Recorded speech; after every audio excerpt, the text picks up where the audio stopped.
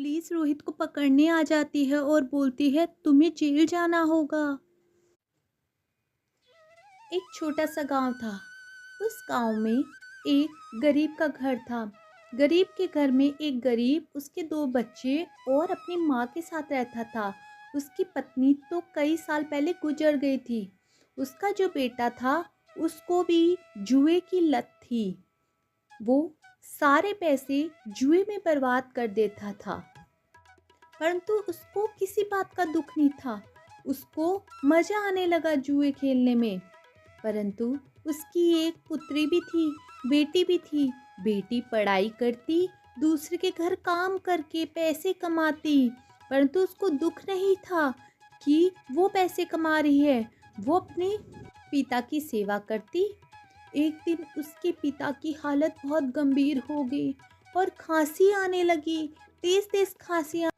गरीब की माँ उसके पास आके बोलती है, बेटा मैं तुम्हें डॉक्टर के पास ले चलूं? इतने में गरीब खड़ा होता है और तेज तेज खांसी करने लग जाता है।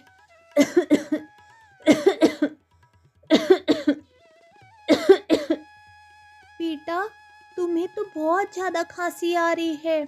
मैं तुम्हारी बेटी को बुला के हम दोनों तुम्हें डॉक्टर के पास ले जाते हैं। राधिका, राधिका।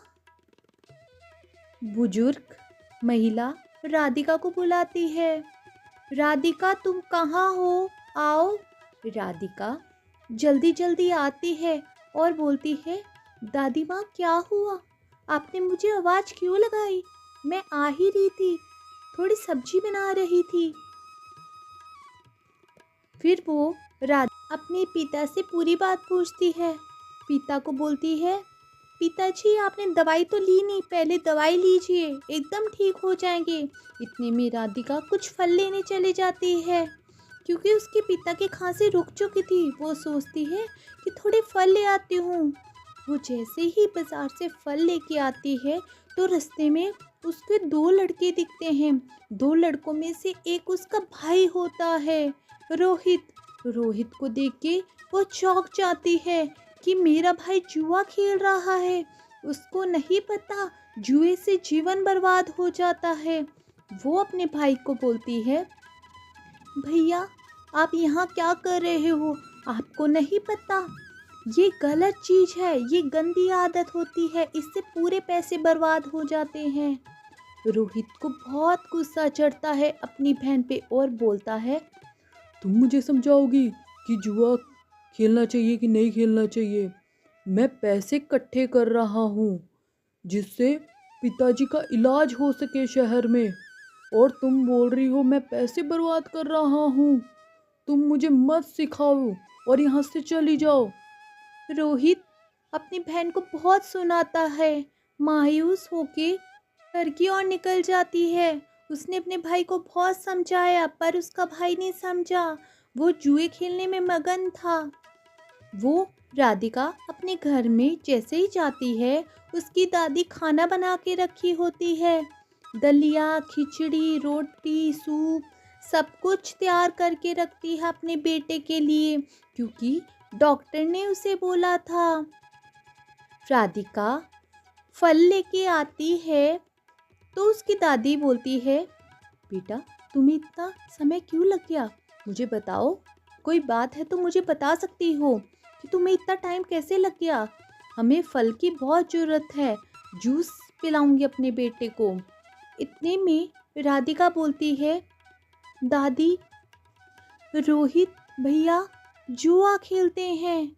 मैंने सुना है जुए से पूरी ज़िंदगी नष्ट हो जाती है। उन्होंने बहुत सारे पैसे भी रखे थे। मैंने समझाया तो उन्होंने मुझे डांट के भगा दिया वहाँ से। ठीक है बेटा, आज मैं रोहित को समझाऊंगी, वो ज़रूर समझेगा। मैं समझाऊंगी जैसे तुम्हारे पिता की हालत हुई है, वो बेड पे हैं, वैसे ही तुम्हारी हालत हो जाएगी। सब कुछ ख़त्म हो जाएगा, पूरा परिवार ख़त्म कर देता है ये जुआ। जुए की लत पूरी जिंदगी बर्बाद कर देती है। उसकी दादी सोच रही होती है कि कैसे जुआ छुड़वाऊं रोहित से। राधिका दादी को बोलकर काम पे निकल जाती है, झाड़ू पोछा करने के लिए निकल जाती है और दादी को बोलती है, दादी आज रोहित भैया को ज़रूर समझाना कि जुआ छोड़ दे। जैसे पिताजी की हालत हुई है वैसे हमारी हालत भी हो जाएगी। सबसे पहले रोहित भैया को बताना। उसकी दादी बोलती है, बेटा तुम चिंता मत करो, मैं बता दूंगी। उधर से राधिका निकल जाती है काम पे। उधर रोहित खुश हो जाता है क्योंकि वो जुए में सारे पैसे जीत जाता है, परंतु उसको नहीं पता कि उसका दोस्त उसे धोखा दे रहा है, उसको लत लगा रहा है जुए की। उसने उसको जानबूझ के जिताया है कि आगे से वो फिर से आएगा जुआ खेलने और ज़्यादा पैसे लेके आएगा, जिससे अगली बार मैं उसे हरा दूंगा और उसको उसके सारे पैसे ले लूंगा। वो रणनीति बना रहा था।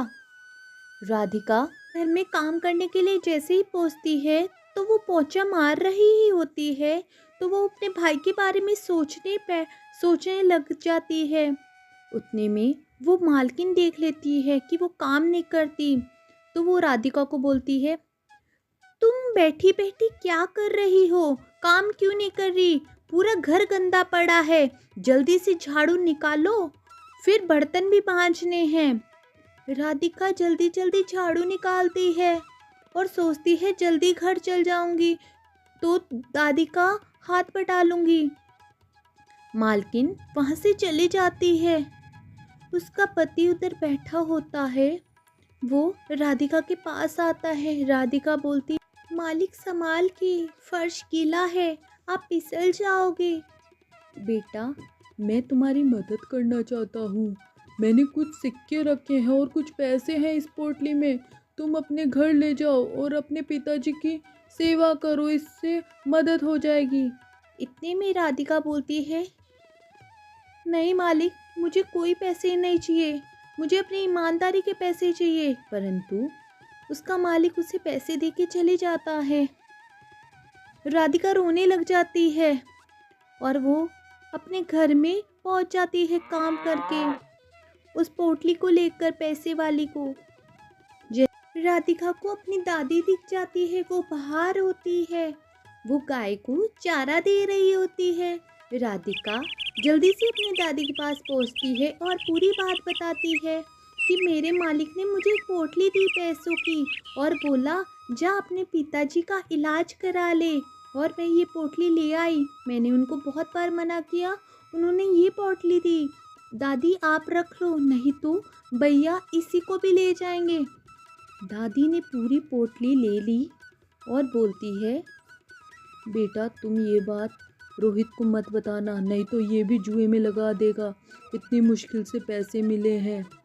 रोहित ने सारी बातें सुन ली और सोचता है कि मैं ये पैसे ले लूँगा, इससे और पैसे बढ़ाऊँगा। जुए में पैसे जीत गया तो मेरे बहुत सारे पैसे हो जाएंगे, जिससे मैं पिताजी का इलाज शहर में करा पाऊँगा। इस सोच में रोहित गलत रास्ते पे चल जाता है। जैसे ही दादी पोटली को छुपा रही होती है तो रोहित पीछे से छुप के देख रहा होता है कि दादी कहाँ पे पोटली छुपा रही है पैसों की। दादी बोलती है, मुझे ऐसे काम नहीं करने थे, काश रोहित कमाता। दुखी मन से दादी वहाँ से चल जाती है पोटली को छुपाकर, और रोहित उस पोटली को आखिर में देख ही लेता है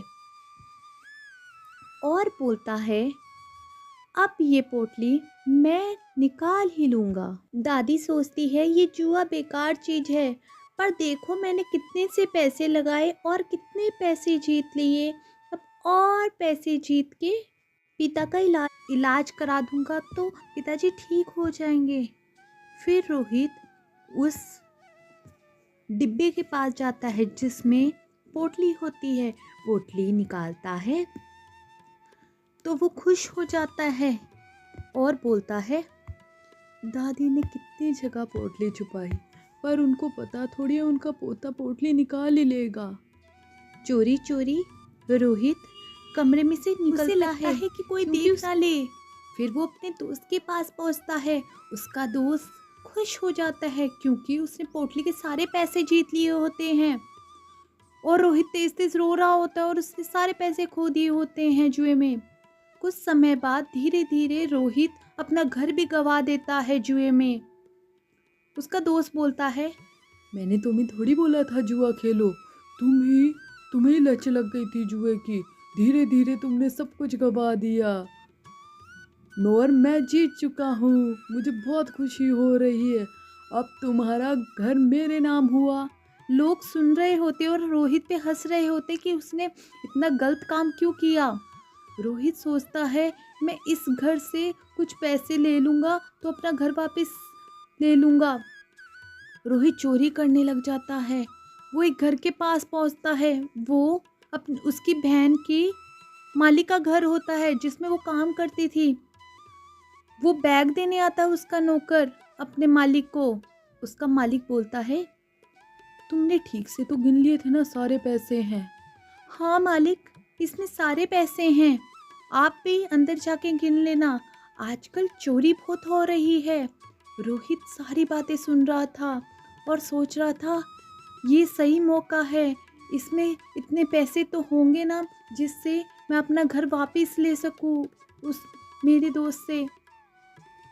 वो व्यक्ति वहाँ से चले जाता है और रोहित उसके घर में पहुँच जाता है चोरी करने के लिए। वो बेड के पीछे छुप जाता है परंतु उस मालिक को उसकी परछाई दिख जाती है और बोलता है, तुम निकल जाओ नहीं तो मैं पुलिस को कंप्लेन कर दूंगा, तुम्हारी परछाई दिख रही है कि तुमने मेरा बैग लिया हुआ है। रोहित वहाँ से भाग जाता है बैग लेके और मालिक चौंक जाता है। मालिक और उसकी पत्नी दोनों उसके पीछे भागते हैं रोहित के, परंतु रोहित उनके हाथ से निकल जाता है और अपने घर की ओर बढ़ जाता है। जैसे ही वो अपने घर की ओर बढ़ रहा होता है पुलिस रोहित के घर पहुंच जाती है। उसकी बहन अंदर से आती है और पुलिस बोलती है, तुम्हारे भाई ने चोरी किया है, इतने बड़े घर से चोरी किया है जिसमें कोई चोरी नहीं कर सकता, उसने कैसे चोरी कर ली, वो भी 50 लाख की। उसकी बहन बोलती, नहीं सर, मेरा भाई चोरी नहीं कर सकता, मुझे यकीन है, आप चाहते हैं मैं अपने भाई को लेके आऊँ, ठीक है, मैं खुले मैदान में ले आऊँगी। पुलिस सारी बात पूछता है तो रोहित सब में हाँ कह देता है कि मैंने ही चोरी की थी। तो पुलिस बोलती है, तुमने अपना जीवन क्यों बर्बाद किया, जुए से पूरा जीवन बर्बाद हो जाता है, पूरे घर तबाह हो जाते हैं, उसकी लत बहुत बुरी है। पुलिस रोहित को लेके वहाँ से चले जाती है और मालिक बोलता है, आगे से तुम काम पे मत आना, तुमने हमें धोखा दिया है कि तुम्हारा भाई ही चोर है तो हम तुम्हें कभी नहीं रखते काम पे, पत्नी सही कहती थी। फिर वो अपना घर छोड़ देते हैं दुखी मन से क्योंकि रोहित ने अपना जुए में घर गंवा दिया था। उसने अपना पूरे परिवार को बेघर कर दिया और जुए की लत ने उसको पूरा तबाह कर दिया, उसको जेल में बंद कर दिया, उसके जीवन बर्बाद कर दिया। एक बुरी आदत ने, चाहे जुए की लत हो चाहे मांस मदिरा की लत हो, वो पूरी जिंदगी बर्बाद कर देती है।